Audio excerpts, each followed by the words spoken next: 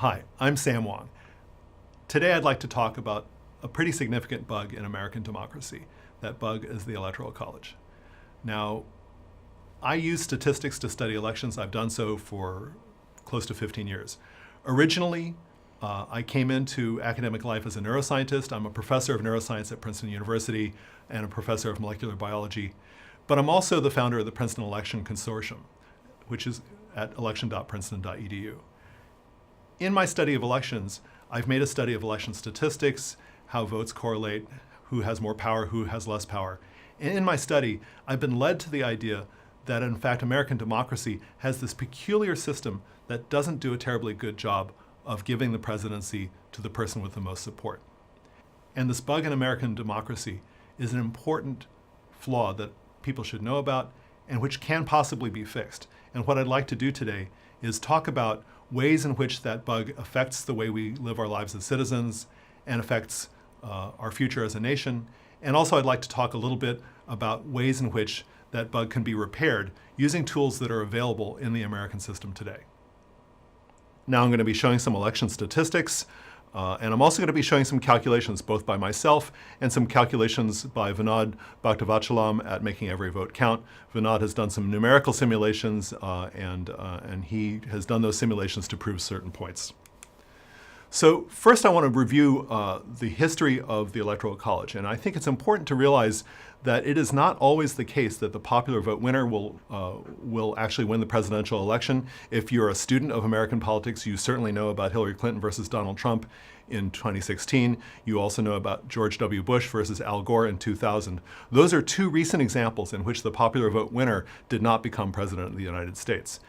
If we look back in time, there's a risk that we can appreciate by looking at historical data that the popular vote winner will indeed lose 1 in 3 close elections. So let's look at a little bit of the data just to get a sense for that. Now in this graph what we have is a graph of dots, and each dot is a presidential election. And then we have a curve, and the curve is, there's a curve here which is Vinod's model. The red curve is Vinod's model. The gray curve is a model of 2016, which I did at the Princeton Election Consortium. So first, let's look at real data, because the real data is really important and it doesn't require you to believe a model. It doesn't require you to believe assumptions. The dots in this graph are election data from 1824 to 2016. 1824 was the first year that the popular vote was counted. That was John Quincy Adams, and it was a hotly contested election. And it was really at that time that the states started reporting the popular vote. And each one of these dots is cumulative data, by which I mean the leftmost dot represents the closest election, the next dot is an average of the 2 closest elections, the next dot is the closest 3 elections, measured in terms of the popular vote. And what you can see here is that even all the way at the right, there's some chance that the popular vote winner and the electoral vote winner will be different people, and that chance is about 15 percentage points, 15%. And so consequently, if you take all elections put together, landslides, close elections, whatever, you take them all and put them together, there's a 15% probability that the election will go to the person who got fewer votes in the popular vote. But something's interesting in this graph, which is if you follow at the left end of this graph, there are dots that go further and further up, and that perhaps makes sense. The idea here is that as the popular vote gets closer and closer, there's more and more of a risk that the popular vote winner will not gain the presidency. And if you look at the horizontal line here in this graph where it says 33% for close elections, what that indicates is that if the popular vote is closer than 3 percentage points, then there's about a 1 in 3 chance that the popular vote winner will in fact not become president. So that's 5 failures, and that includes the first time the popular vote was ever tallied in 1824, the election I mentioned with John Quincy Adams. And so that's actually a pretty large chance. So within 3 percentage points, a 1 in 3 chance of someone who's a fan of democracy might call a miscarriage of the popular vote. And even when the popular vote margin is as high as 10 percentage points, there's a 1 in 7 chance of a loss by the popular vote winner. So that's just an example using the real data. If you look at the calculations here, the red curve is simulations that Vinod did. What Vinod did was calculate using a model of how states may be correlated with one another, how states may fall from election to election. And he did a calculation using recent elections and showed that when you do simulations of recent elections and simulate them over and over again and allow states to vary slightly, he gets a calculation that gives pretty much the same result as the real data that I was just describing to you.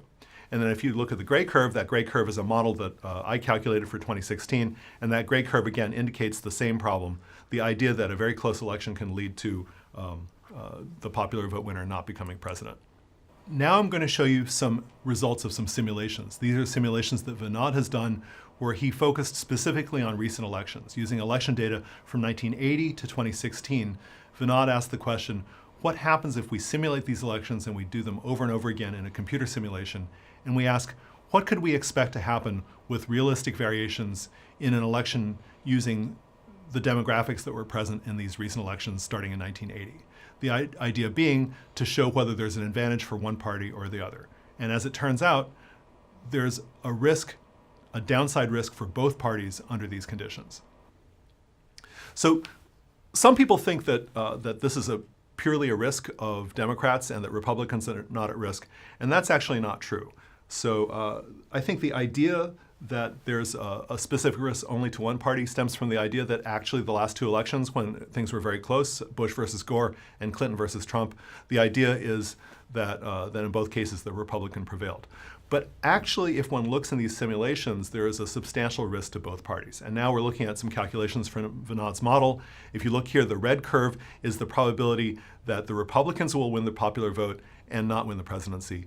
The blue curve is the probability that the Democrats win the popular vote and do not gain the presidency. And you can see here in this graph that both parties are at risk, that in both cases when the popular vote margin is less than 3%, there's an increasing risk of an electoral vote, popular vote split. And on the vertical axis here you see that says EV-PV split, and that stands for a split between the electoral vote going one way and the popular vote going the other way. And Vinod did this by creating forecasts starting with election data from 1980 to 2016. What he did was he captured regional variation and the swing of specific demographics between the two parties by, as I said, creating small variations in his computer simulations. And then he simulated the vote shares of Democrats and Republicans using known correlations among states. And so he built the kind of regional variation that we know there is in the United States into a simulation. And so you can see here that if the popular vote is within, let's say, within about 1 percentage point, that the Electoral College is no better than a coin toss in terms of reflecting the majority of citizens' votes between Democrats and Republicans. Now, this difficulty with the Electoral College is really on everyone's minds quite a lot because it's happened twice in the last 5 presidential elections. And so therefore, it's very much a bug in democracy that's become really apparent. But I want to point out that this is not unique to our time. This has happened before in American history. And I think it's useful to go back in time and think about when this kind of thing has happened before. So now I want to show you some data where we're going to look at the popular vote margin of the eventual president, of the presidential winner in the Electoral College, and ask the question, when did we see this before? And what I want to point out to you here is in this graph, we have election data from, as I said, 1824 till 2016. And what this shows is the popular vote margin of the person who is selected president. And you can see that far outlier on the far left in 1824, a 10% popular vote loss led to the election being thrown to the House of Representatives, eventually to the selection of John Quincy Adams as president. But there are other times that this happened as well, not just in modern times, but if you look in the period after the Civil War, there were 2 times when the popular vote loser became president of the United States. One is Rutherford Hayes, the other is Benjamin Harrison. And I want to go back a little bit, get away from the math a little bit, and talk about exactly what it was that was going on during that time, because I think it's important to understand that, that there was something about that time that's in some way echoed in our time. I also want to point out that if you look in the intervening time, the intervening elections from 1900 to 1996, that was a period of mostly elections that are less close. And if you look during that period, that's a time when elections were less close and a time when there were no errors, as it were, in the popular vote. So let's go back to this post-Civil War era. Sometimes we call it Reconstruction, sometimes we call it the Gilded Age. Many historians think of Reconstruction and the Gilded Age as a single period in US history. So if we think about what happened after the Civil War, just to state the obvious, it was a time of racial division, right? The country was really riven by the Civil War over the issue of slavery. And so very apparently, race was in the forefront of American life.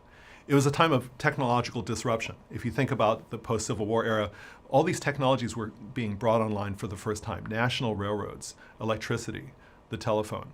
To pick an example, the reason that the Gettysburg Address is written by hand by Abraham Lincoln is that typewriters were not available until after the Civil War was over. And so the invention of the typewriter right around the end of the Civil War occurs at the beginning of this period. So it was a time of technological disruption. People lost their jobs, there were mass migrations of people, there was a lot going on in terms of technology.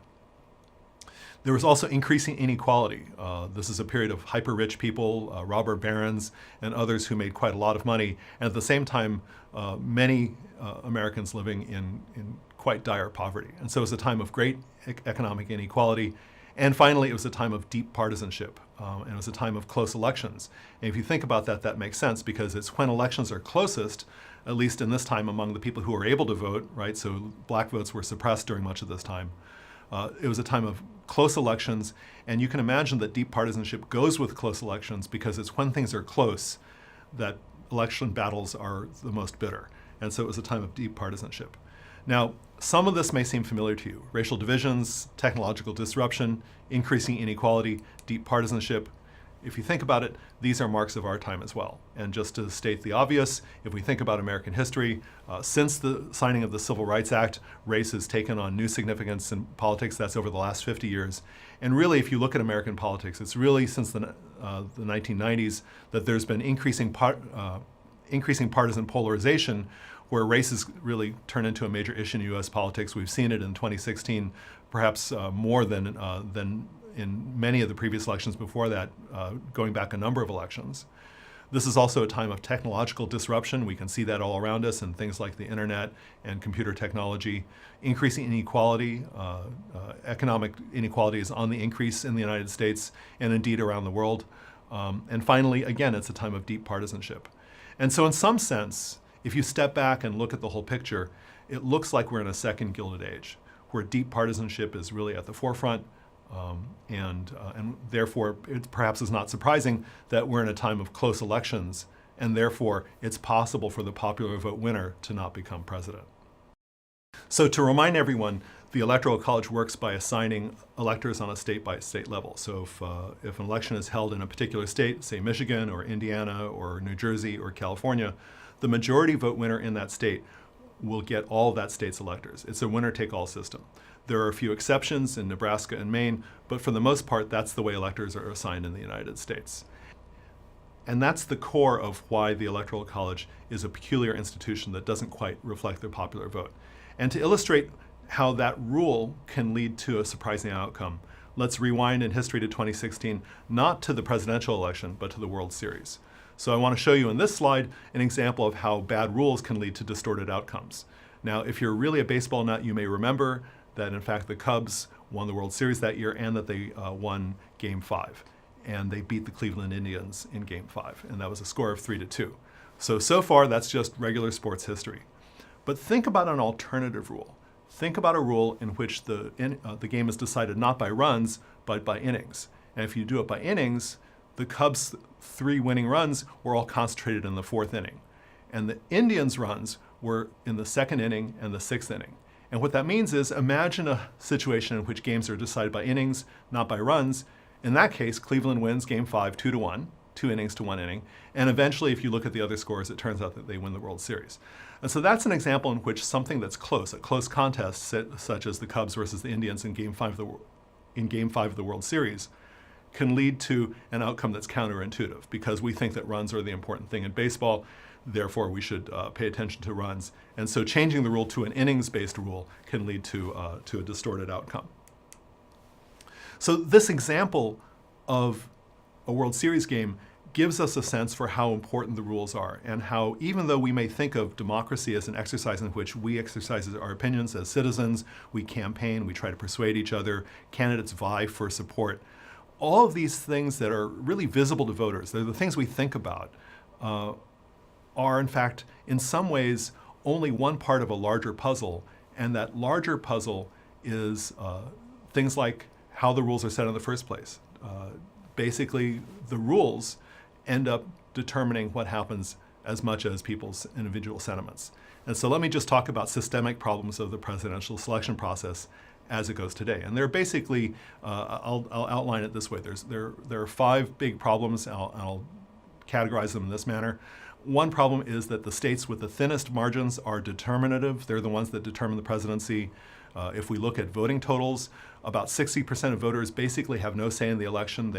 Their votes do not influence the presidential outcome. Whole communities are disempowered and ignored. And so by this I mean communities sharing a common ethnicity or a common religion that are spread out across states are disempowered and ignored and end up having very little influence on the presidency. Ignored citizens, I'll show you some evidence that they participate at lower rates than citizens that are closer to determining the outcome. And finally, there's increased vulnerability to hacking. And I think this last point is perhaps underappreciated, that in the system in which we have an electoral college and a few states are the ones that matter, there's more vulnerability to hacking. So let's go over the data a little bit. The first point is that only states with the thinnest margins are determinative. And so now this is a visualization of data that you can see over at the Princeton Election Consortium at election.princeton.edu. This is now areas. Each one of these rectangles, blue or red, is an area corresponding to one particular state's electoral votes. And so you see a big rectangle on the left that's labeled California. That's 4 million voters, 4.3 million voters who voted for Hillary Clinton than Donald Trump. And you can look at win margins for Donald Trump on the right side with the red rectangles. So what we're looking at here is a stack of rectangles where these stacks of rectangles represent the number of voters, the winning margin of one candidate over the other. And you can see that Clinton's got big rectangles that are wider. Trump has narrower rectangles that are taller. And so the area of these rectangles correspond to votes, and the height of the rectangles corresponds to electors. And so if you look at this, Clinton's win margins were spread out across many states, and she won the popular vote by 11.2 million votes in the states that she won. Trump won the states that he won by fewer votes, by 8.4 million votes. Now, as we all know, Hillary Clinton won the national popular vote, but this is to show you the margins in the states that each candidate won. And you can see here that Hillary Clinton ended up getting 232 electoral votes. Donald Trump ended up getting 306 electoral votes. So as we all know, Donald Trump won the Electoral College, and he won it with smaller win margins. His margins were spread out over more states. His margins were on average smaller, and therefore they were used in some sense more efficiently. And so what we can see here is that there are a few states with the thinnest margins at the very top of this graph that really were what put him over the top. And those states were Michigan, Pennsylvania, Wisconsin, and then after that, Florida. And so these top states were really the key states that put him over the top in terms of the presidency. It's why on election night, we watch election returns and we watch swing states really closely. It's why we spend a lot of time looking at states like Pennsylvania, Michigan, Wisconsin, and we spend less time looking at states like California or Missouri or Maryland, where the margins are much larger. And so this is just something that I think everybody knows, that basically there are swing states, and we think of them as purple states. That's the typical word that gets used for that. And those states are really the states that determine the presidency. What that means is that a lot of votes are basically ignored. And so if you think about votes that affect the elector assignment, those are the votes that go to the winner. Those are about 40% of votes cast. Votes for the number 2 candidate, the runner-up, those actually, in some sense, don't count. Votes that are in excess of the bare minimum to win also don't count, so those are surplus votes. And so if you think about that, then what we have here is votes for the runner-up, 40%. Votes that affect electoral assignment is therefore the same 40%. Surplus votes that are not absolutely required, another 14%. And finally, minor party votes. Votes cast for candidates like Jill Stein or Gary Johnson, people who are not of the top 2 leading parties. And so if you support a minor party, then your vote is essentially ignored. You do not have a say in who becomes president. You are essentially discarding your vote. And what that means, in sum, is that about 3 out of 5 votes could be said to be ignored in the determination of the presidency. Now this has real-life consequences. So here's an example. This is now candidate visits in 2016 to states around the country. And what this is it's from nationalpopularvote.com, and it's a slide that shows where the major candidates went, where Hillary Clinton and Donald Trump went after their party conventions. And if you look here, after the party conventions, their travel plans really focused on a very few states. So for example, California, Utah, Washington, Texas, Illinois, all of these, Mississippi, and all of these states only got 1 visit each. There are other states, Wyoming, Idaho, Oregon, where neither candidate visited at all during the period after the major conventions. Now, Contrast that in sharp contrast to 4 states, Ohio, Pennsylvania, North Carolina, Florida. 48 visits to Ohio, 22 visits to Michigan, 54 visits to Pennsylvania, 55 to North Carolina, and 71 to Florida. What this shows is that the major candidates know how the Electoral College works. They pick their travel strategies to go to these close states. And in total, 68% of post-convention events occurred in 6 states, representing only 23% of the total population. And so major candidates ignore most of the states of the Union in forming their travel plans. And this really shows here, and it really demonstrates that the Electoral College system really focuses attention on a few states to the detriment of other states. What that means is that voters in many states are disempowered. Now, it is often said that one way that voters are disempowered is the number of electors per voter, right? So we think about sparsely populated states as really being more powerful because they have more electors. And that is true, but it turns out that because of this peculiar system of purple states, red states, and blue states, there's something even greater that is at work here. So if we think about electoral votes per million voters, that's the commonplace wisdom about exactly what's wrong with the Electoral College, but it's only a small part of the story. If you look at this bar graph towards the left, we look at the number of electors per million voters, and we can see that in fact Pennsylvania and New Jersey are not very different from each other, 1.57, 1.59 electoral votes per million voters. Nevada voters have more electors than California per capita, so that's a larger difference. Utah voters have more electors per capita than Colorado voters. So that's true. But there's a bigger difference, and the bigger difference is how much each voter can move the needle on the probability of the presidency, of the presidential winner being from one party or the other. So if you look on the right, this is now power defined as I do at the Princeton Election Consortium. This is now the amount by which the national win probability is affected. So if you flip one vote in New Jersey, or if you drive one little old lady to the polls in New Jersey, how much effect does that have on the presidential outcome nationally, as if you voted or drove somebody to the polls in Pennsylvania? And you can see here, this is a measure that I cooked up because I live in New Jersey. New Jersey is a reliably Democratic state under current conditions. And so New Jersey voters really don't have much say in determining the presidency. Now, I live about half an hour from the Pennsylvania border. If I go over there and I drive someone to the polls, guess what? If I drive that person to the polls, I've now influenced the presidential outcome 200 times as much as I did by going into the voting booth and voting myself back at home in New Jersey. And so this measure, Jersey votes, that person who I drove to the polls has 200 times as much power as I do over the presidency. So now let's go to the other side of the country. This difference between Pennsylvania and New Jersey is even worse when you consider Western states. Imagine being a voter in California or in Nevada. In this case, the divide is even greater. A California voter has even less power than I do here in New Jersey. A California voter has less than 1/10 the amount of power that I do per capita. And so therefore that voter has 0.1 or less Jersey vote of power in determining the presidency.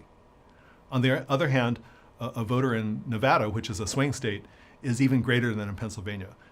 Per capita, Nevada voters have twice as much power in influencing the presidency as voters in Pennsylvania. And so this gap of 200-fold between Pennsylvania and New Jersey is a gap of more than 4,000-fold between Nevada and California. And what that means is that just if you live on one side of the California-Nevada border, you have a 4,000-fold difference in the amount of power that you have over the presidency than if you live on the other side of the border.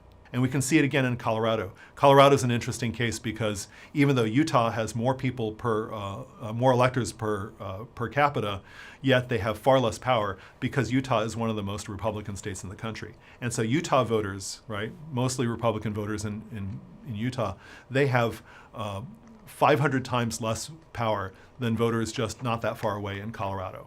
And so it's an example of, again, voters being disempowered simply by accident of where they live. So what this means is that not only voters are not only disempowered according to where they live, it also means that specific communities, think of communities of interest as people unified by ethnicity or by religion or by other demographic characteristics like maybe what they do for a living. If that community is concentrated in some states and not others, then they have less power. And here's a really good example. Let's look at this slide here. Now this is a map of what share of the adult population identify as Mormon by state. And you can see here that in fact there's a high fraction of Mormons living in Utah. We all know that. There also is a Mormon population that is to be found in Idaho, Nevada, Arizona, to a lesser extent in California, Washington, Oregon, Wyoming, and Montana. So if we look here, there's this concentration of Mormon adults in Utah and to a lesser extent other Rocky Mountain states. And if you look there, what that means is that those voters also have less power because most of those voters live in states that are not that close, whether it be Idaho, Wyoming, Utah. Some of them live in Nevada. Those particular voters have a little bit more power. But broadly speaking, Mormon voters are disempowered by the fact that they live in highly partisan states where they don't have very much influence over the presidency.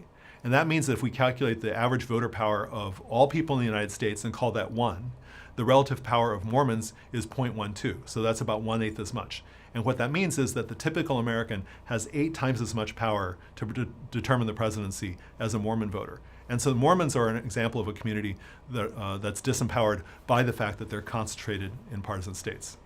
Another example of a population that's disempowered is Puerto Ricans. Now, it's not just that Puerto Ricans live in Puerto Rico which has no electoral votes. It is also the case that Puerto Ricans who move to the 50 states live in communities that have little influence over the presidency. So, for instance, one of the biggest Puerto Rican populations in the United States is in New York State. New York is a heavily Democratic state. And what that means is that Puerto Ricans who vote in New York State have relatively little influence, again, over the presidency. And so, just like Mormons, Puerto Ricans have substantially lower power because they're concentrated in partisan states and don't have very much influence over who becomes president. Another consequence of this division between purple states or battleground states and other states is that you can see differences in turnout. So if you look here, this is a graph now of states that are regarded as battleground states or leaning states, and that's states like Florida or Pennsylvania. And this is a graph of voter participation. What fraction of what fraction of adults actually turn out to vote?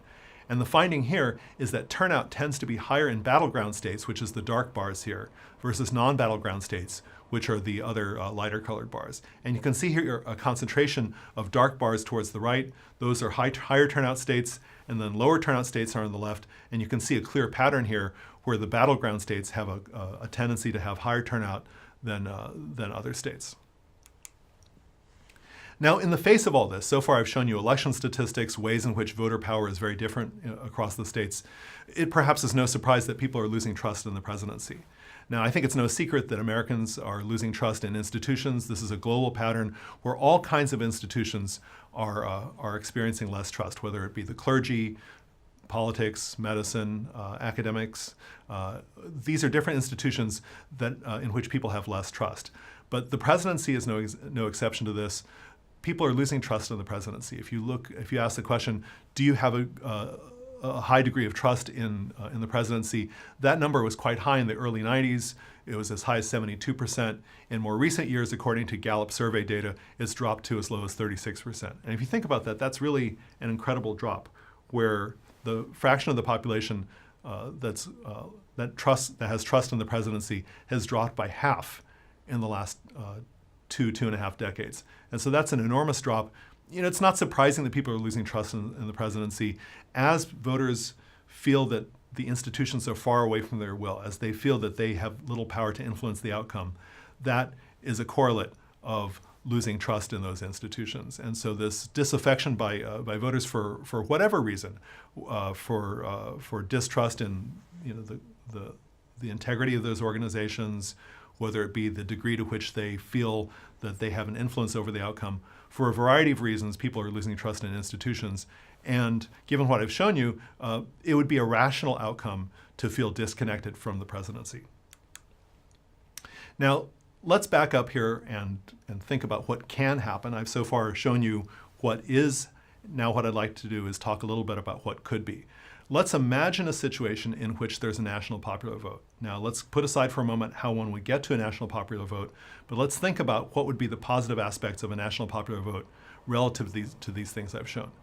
We might suspect that a national popular vote would increase turnout in all states because, in fact, the candidates would have to vie for votes in all the states, and so therefore everyone in the United States would feel that they had a stake in the outcome. Voters in communities, whether they be in sparsely populated states, whether they be Mormons, Puerto Ricans, any other under-empowered community, all these communities would know that they were weighted equally in the outcome of the presidential election. There would not be voters, states, regions, or interests that were ignored. The playing field would be largely leveled so that people in Wyoming would in fact have votes that were valued as much as people in, say, Colorado. This equal participation might create trust in the system and outcome. It would involve, as I said, all communities in the United States, and so that would be a real, what you might call a normative benefit. It ought to be true, and it's an ideal to work towards, and it would create this feeling that American democracy has this normative value that's desirable and intuitive, and so it might be prone to creating trust in the system and the outcome. So there's different approaches that one can take to the national popular vote. One is the National Popular Vote Compact, and that's an agreement in which states agree with one another. They kind of all jump together and they say, okay, we're all going to give our electors to the person who wins the national popular vote, but only if there are enough of us to determine the outcome. And that's something called the National Popular Vote Compact. It only goes into effect if 270 electoral votes worth of states, that's enough to elect the president. If 270 electoral votes worth of states decide together and sign the compact together, they will all go together. And if that were implemented, and that has to be passed on a state-by-state basis, that would effectively implement a national popular vote. And so that's a way of using the Constitution as it stands now and creating a system where under the current Constitution, states could agree to adopt a rule that would effectively implement a national popular vote across the United States. So that's one way to do it. That requires the agreement of lots of states, that has a triggering mechanism that only goes into effect when enough states agree. Another approach to achieving a national popular vote is piecemeal, and this one is a little bit more subtle. Let me talk about this a little bit. Vinod has done some calculations, but I'll explain it without the calculations. This is a single state approach. Imagine if a purple state, let's say Michigan or Florida or some other swing state, imagine if one state were unilaterally to adopt the national popular vote. And what that means is a rule in which that state would decide on its own to assign its electors to whoever won the national popular vote. That also can change the win probability. And so if we look here, this is a model of the presidency run by the well-known modeling site 538. You can see here a probability distribution of all the possible outcomes of the 2016 election under a variety of assumptions. And under that variety of assumptions, what we can see here is that Hillary Clinton wins in most situations in which the popular vote is very close, but not all.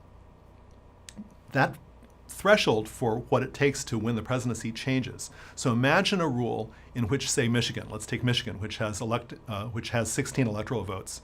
If Michigan were to pass an initiative assigning 16 electors from its state all to whoever won the national popular vote, that would change this distribution. It would move the distribution over by close to 10 percentage points. And what that means is that even one state adopting national popular vote in how it assigns its electors can move the entire probability distribution over by a substantial amount. And it substantially reduces the risk of the presidency going to the popular vote loser. So another aspect of having an electoral college system that is, I think, underappreciated is that without such a reform, we are at risk. And hacking of elections has very much been in the news. In the 2016 election, there was a lot of talk about Russian hacking. Really, any country with a sophisticated information technology capacity could, in principle, do things to mess around with vote totals or, for instance, get involved in targeted hacking campaigns to sway the voters of a particular state. And we can ask the question, in the current system, how many votes would have to be swung in order to flip the presidential outcome? And in the Electoral College, the number is surprisingly small because all it takes is just flipping votes in a few states. So if you imagine, so the most famous example is the 2000 election of Bush versus Gore, where we were also focused as a nation on hanging chads and other kinds of ballot irregularities and the counting process in Florida. If 600 votes had flipped in one way or another, either by recounting of ballots or by some other route, 600 flipped votes would have been enough to assign that state to Gore and give Gore the presidency. And the same is true of whether those votes were flipped by dishonorable means, by hacking or by some kind of external interference.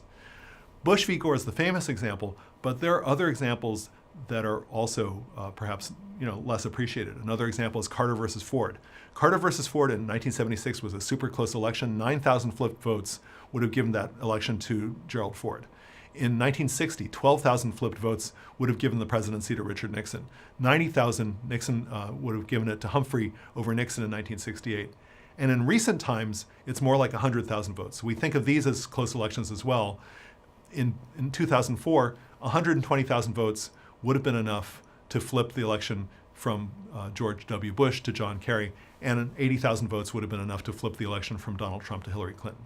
You can see here from these examples that the number of votes that it takes to flip is surprisingly small. It's in the hundreds to about 100,000. You can also see here that either party can benefit. It's not just Republicans that could benefit from such a close election. Democrats can also win. And so what that means is that reducing the presidential decision to a few states, as the Electoral College does, opens up vulnerability to hacking. Now compare that to what it would have taken to flip the election outcome in all these states if there had been a national popular vote. Let's say we had a national popular vote compact, or the Constitution were altered to give the presidency to the winner of the national popular vote. It would have taken a minimum 100,000 flipped votes to give the presidency to Nixon over Kennedy. Hundreds of thousands, 500,000 up to 3 million votes would have been necessary to flip these other 5 elections that I'm showing you here. And so what that means is that the national popular vote really reduces vulnerability to a few states, and what that means is it reduces vulnerability to hacking. And if we think about that, in 2016, we have abundant evidence that Russia attempted to influence the United States election. Facebook said in its initial statement back around the time of the election that about 25% of the ads purchased by Russians during the election were geographically targeted. Somebody in the Russia intelligence system knew where to send those ads. Another example would be, and in fact, the states that they targeted included Wisconsin and Ohio. And so those were states targeted by Russian hackers in the 2016 race. And so we have basically a giant security vulnerability in the American election that could come back and, honestly bite us in the future. And so I think that in addition to the ideals of democracy, it's simply good security procedure to adopt a more robust system that's resistant to interference. So let me back up and say, in conclusion, where we are, to look back on all these things that I said. I've told you that we live in a time of peril to democracy, and if you look at historical facts and election statistics, it looks a lot like we're in a second Gilded Age. And that means that we're at a time when very good things can happen and also very bad things can happen. And so we live in a time when we have to be really concerned about the safety of our democracy. People feel disempowered, and they are right to feel disempowered because of the ways in which they are insulated from their representatives. Through defects in the Electoral College, through other defects such as gerrymandering, there are ways in which people are separated from their leaders. And if you look at the Electoral College, most states, most communities, most people are excluded from the democratic process.